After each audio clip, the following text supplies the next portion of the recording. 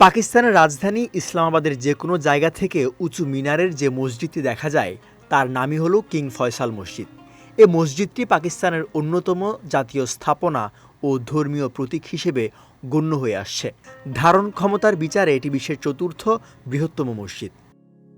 আরব বেদুইন তাঁবুর আদলে নির্মিত হয় বিখ্যাত বাদশাহ ফয়সাল মসজিদ। প্রয়াত সৌদি বাদশাহ ফয়সাল বিন আব্দুল আজিজ ১৯৬৬ সালে পাকিস্তান সফরে যান। তখন তৎকালীন পাক সরকারের অনুরোধে বাদশাহ এই মসজিদটি নির্মাণের ঘোষণা দেন। মরুভূমিতে নির্মিত বেদুইনের তাঁবুর আদলে মসজিদটি নির্মাণের পরামর্শ দেন তিনি। বাদশার পরামর্শের আলোকে মসজিদের জন্য দৃষ্টিনন্দন ডিজাইন প্রণয়নের জন্য পাক সরকার বিশ্বের বিখ্যাত স্থপতিদের কাছে ডিজাইন আহ্বান করেন। ১৯৬৯ সালে মসজিদের নকশা নির্বাচনের আন্তর্জাতিক প্রতিযোগিতা অনুষ্ঠিত হয়। প্রতিযোগিতায় ১৭টি দেশের ৪৩ জন প্রকৌশলী অংশগ্রহণ করেন।